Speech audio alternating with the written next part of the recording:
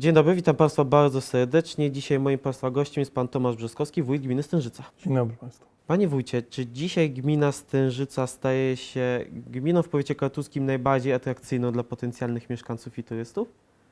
Panie redaktorze, cały powiat kartuski jest atrakcyjny i czy najatrakcyjniejszy, to jeszcze trudno jest powiedzieć. Można dzisiaj obiektywnie to ocenić, że mamy w tej chwili 30% wzrostu w podatku dochodowym od osób fizycznych. No to świadczy o tym, że mieszkańców nam przybywa, ale też podmiotów gospodarczych.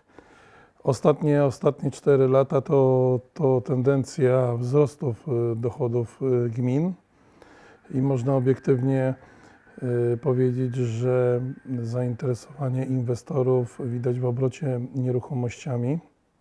Pomimo tego, że nie jesteśmy najbliżej położeni Trójmiasta, jest bardzo duży, co potwierdzają rzeczoznawcy majątkowi, mówiąc o tym, że jak na gminę, która jest 55 km od Trójmiasta, no ten ruch jest bardzo duży. No właśnie, i w tym kontekście, bo o gminie Stężyca bardzo wiele się mówi o udanych inwestycjach, o nowych atrakcjach, imprezach. Tylko mnie zawsze zastanawia, jakim cudem. No bo właśnie skomunikowanie jest autobusowe nie najlepsze, daleko od Trójmiasta, a rozwija się ta gmina jedna z lepiej w powiecie. Panie redaktorze, czynników jest bardzo dużo. Myśmy postawili na nowoczesną infrastrukturę. To wynika z tego, że bardzo dużo lokuje się ludzi, którzy mają duże firmy. To wynika z tego, wynikają dochody gminy, bo to samo gmina przecież nie wyrabia tego, tylko ludzie, mieszkańcy to wyrabiają. My możemy jako gmina, oczywiście jest wiele instrumentów prawnych, formalno-prawnych, które mogą doprowadzić do tego, że te dochody są wyższe i to też czynimy.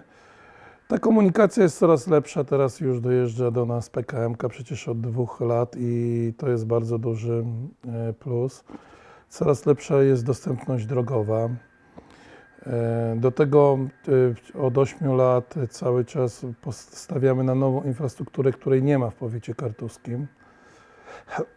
Myśmy powiedzieli sobie, że trzeba coś zrobić promocyjnego, co nie robi nikt, a więc postawiliśmy na telewizję, na koncerty telewizyjne. Gusty muzyczne zawsze pozostawiam każdemu wybrankowi, także to jest każdego do oceny. Widać, że to się cieszy bardzo dużą popularnością. Teraz wchodzimy w nowe projekty, to są projekty z przedwczoraj, prawdopodobnie też z mediami ogólnopolskimi. Jesteśmy po wstępnych rozmowach, zobaczymy, czy nam to wyjdzie, a potem dopiero uchylę rąbka tajemnicy, myślę, za 2-3 miesiące. I myślę, że to będzie kolejny ciekawy projekt, który będzie gościł na terenie naszej gminy, no jak i powiatu, bo przecież telewizja, kanał ogólnopolskie to jest telewizja, która promuje na cały kraj, ale i na całą Europę i tego się nie da ukryć i dzięki temu jesteśmy znani. Przez takie działania bardzo dużo podmiotów do nas przybyło gospodarczych. Ponadto odpowiednio zarządzamy finansami gminy. Postawiliśmy na aktywny sport dzieci i młodzieży. Postawiliśmy na, tak jak mówiłem wcześniej, na wybudowanie nowoczesnej infrastruktury turystycznej, dobre drogi, to przede wszystkim. Mogę powiedzieć, że ten główny krwiobieg dróg to już jest cały wybudowany na terenie gminy. My tylko jakby kończymy i będziemy poprawiać te drogi, no bo tego się nie da ukryć, no, że drogi już prawie wszędzie, drogi asfaltowe dochodzą, co już jest standardem, jakby powiedzieć. Kończymy duży projekt wodno-kanalizacyjny, zawsze szło 50 milionów złotych i tu potężne dofinansowania, no i dofinansowania Unii Europejskiej, prawda? Bez tego nie byłoby możliwości. I to się składa na jakąś taką całość naszej gminy, to nam daje według Głównego Urzędu Statystycznego 30 największy dochód w kraju. To jest 7200 w tej chwili na głowę dochodu. No, to jest bardzo duży wzrost. 18 miejsce w kraju według rankingu Rzeczpospolitej pod względem zdobycia środków unijnych. No właśnie, bo mówiąc o tylu inwestycjach i tak dużych inwestycjach, chciałoby się powiedzieć, ale skąd na to pieniądze, skoro to taka gmina wiejska? Ale chyba kluczem są dofinansowania. Kluczem są dofinansowania unijne. To prawie przeszło 100 milionów złotych dofinansowanie unijnych. My może się tak nie mówimy o tym głośno, bo raczej zachowujemy dużą powściągliwość do tego, co zdobędziemy, co nie. Mówimy o tym po realizacji dopiero projektu, dopiero ogłaszamy, że udał się ten projekt i on jest racjonalny i sensowny. Uważamy, że trzeba na pewno jeszcze mocno uderzyć w przestrzeń publiczną. Tutaj w zagospodarowanie i w infrastrukturę sportową dzieci i młodzieży i dorosłych i myślę, że to będzie główna zachęta. No nie da się ukryć, nasza połowa gminy to jest gmina gospodarcza, na działalność gospodarczą bardzo dużo żwirowni.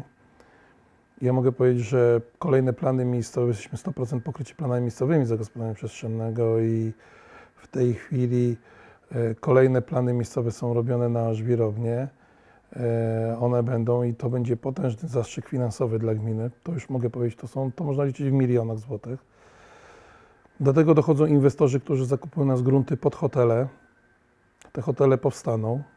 Mogę powiedzieć już w liczbie mnogiej. To jest kwestia 3-4 najbliższych lat. W tym roku już będą transakcje i w następnym roku, w pierwszym kwartale gruntowe. Ci inwestorzy są i oni będą budować te hotele bardzo wysokiej klasy, standardzie. Nie ma jeszcze takich w powiecie kartuskim. A niedawno też czytałem informacje o potencjalnym parku rozrywki. Tak, jest inwestor prywatny spod Warszawy, który zajmuje się konkretnie tą branżą już od 20 lat. Obserwował nasz rynek muzyczny, że tak powiem, od 2 lat i podjął decyzję o kupnie pierwszych 15 hektarów, a teraz w miesiącu wrześniu czy października, jak dobrze pamiętam, dokupił 16 hektarów kolejne. Jest na etapie zmiany planu wszystko miejscowego. Wiadomo, że te wszystkie urządzenia to wymagają pewnych wysokości.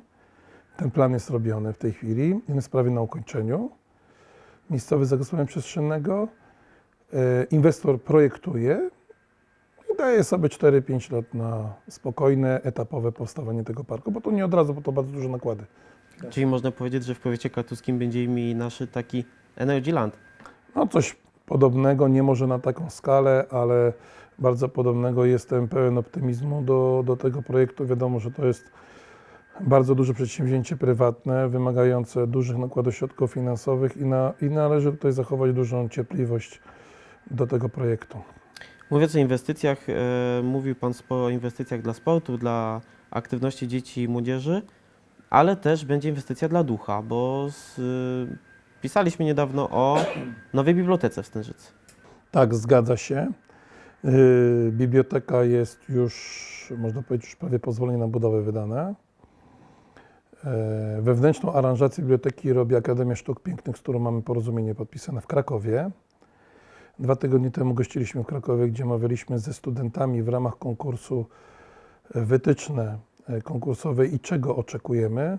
Studenci zgłoszą to w miesiącu styczniu, jaki będzie ich zarys projektowy, jakie będą ich pomysły na tą wewnętrzną aranżację. No i to będzie coś, czego nie ma na pewno w powiecie kartuskim, ale też w województwie pomorskim i to mogę już szczerze przyznać, że to będzie coś innego niż biblioteka. To będzie coś może więcej, można powiedzieć, coś kulturowego, wielokulturowego dla mieszkańców. Dzisiaj biblioteka musi być multimedialna, e-mobilna, nazwijmy to już tak językiem młodzieżowym. Także uważam, że to będzie coś fajnego dla lokalnej społeczności, ale nie tylko, dla całego regionu. Przy tej inwestycji mieszkańcy doczekają się też sali widowiskowej w Stężycy? No, mamy jedną salę widowiskową już w hali sportowo-widowiskowej. Tam będzie taka sala widowiskowa na 90 miejsc z możliwością występów małych dzieci, osób dorosłych, małych koncertów takich, projekcji filmów, słuchowisk literackich czy poetyckich, że ona będzie spełniała taką swoją wielofunkcyjność dla lokalnej miejscowości, społeczności. Chciałbym też poruszyć temat trochę wyborów samorządowych, bo stał Pan na czele Komitetu Razem dla Powiatu i Gmin. Jak te wyniki Pan by skomentował na terenie powiatu, tego komitetu? Znaczy na terenie powiatu wyniki były, można powiedzieć, dobrze, na dobry plus, bo trzeba sobie powiedzieć obiektywnie, że jeżeli chodzi o Radę Powiatu, to mamy w tej chwili 4 mandaty. Zdobyliśmy prawie 8,5 tysiąca głosów. Myślę, że jak na komitet początkujący to jest dobry wynik, biorąc pod uwagę, że partia rządząca miała przeszło 10 tysięcy. Ugruntowane komitety, które rządzą powiatem, miały 11 i 13 tysięcy głosów. Także my w tej stawce doborowej całkiem nieźle wypadliśmy. W porównaniu na przykład do wyniku Platformy Obywatelskiej, która ma tylko jeden mandat, miała 5 tysięcy głosów, lub inne ugrupowania, czy Otwarte Kaszuby, które zdobyły 0 mandatów. No to my na tle, można powiedzieć, debiutantów wyborczych, list wyborczych, myślę, że ten wynik osiągnął całkiem nieźle. Obiektywnie trzeba powiedzieć, że takim dla nas docelowym wynikiem to było 5 mandatów. Tego się nie udało, są 4. Z tego jesteśmy też zadowoleni. Możemy utworzyć tym samym samodzielny klub w Radzie Powiatu i tak się to stanie. Jeżeli chodzi o wybory do rad gmin, to na 45 kandydatów do rad gmin wprowadziliśmy prawie 30 radnych. Jeden nasz wójt z komitetu nie przeszedł, to chodzi o gminę Somonino. No i duży sukces wyborczy, jeżeli chodzi o gminę Chmielno. Wójt Michał Melibruda, no i moja osoba w gminie Stężyca. I też trzeba trochę już myśleć o kolejnych wyborach, a ciekawi mnie z racji tego, że już zaczyna być Pan wieloletnim wójtem Stężycy, jak Pan się zapatruje na tą kadencyjność, która jest? Ja oceniam ją bardzo dobrze. Będę teraz 3. kadencję. Wójtem jestem 8,5 roku, bo jeszcze miałem wybory przedterminowe. Kadencja będzie trwała 5 lat, 2 kadencje to 10 lat. Uważam, że mi to akurat nie przeszkadza. Uważam, że 10 lat już można coś zrobić w tej materii samorządowej. Wiadomo, że jest dużo opinii za i przeciw. Za są takie, że dobrzy gospodarze powinni rządzić dłużej, ale są też głosy, które mówią, trzeba 2 kadencje zrobić wójtom i burmistrzom, bo potem się tworzą jakieś układy różnego rodzaju tego, trzeba oczyszczenia, przewietrzenia. No, na pewno te zdania są podzielone, na tym polega demokracja, każdy ma prawo się wypowiadać. W mojej ocenie uważam, że optymalną sytuacją byłoby ograniczenie kadencji do 3. Znaczy to jest maksymalnie 15 lat, 3 razy po 5 lat. To jest taki okres czasu, że można by było zaliczyć, ja patrzę w kontekście 2 okresów programowania unijnych. Bo proszę spojrzeć na jedną rzecz. Okres programowania unijnego jest około 6-7-letni. Tak wygląda budżet Unii Europejskiej, a więc taki wójt, burmistrz mógłby się złapać na 2 okresy programowania unijnego, gdzie mógłby wykazać się w 2 okresach programowania zdobyciem pewnych środków, pokazania w tej gminie. A 10 lat to będzie okres, powiedzmy, jednego dobrego okresu programowania plus coś tam jeszcze, przygotowanie, powiedzmy, podłoża dla następnego kandydata. I uważam, że te 15 lat to jest wystarczająca już ilość lat dla każdego wójta, burmistrza, bo wtedy należy już się zmiana. Najmocniej dziękuję za rozmowę. Dzisiaj moim Państwa gościem był Pan Tomasz Brzoskowski, wójt gminy Stężyca. Dziękuję bardzo.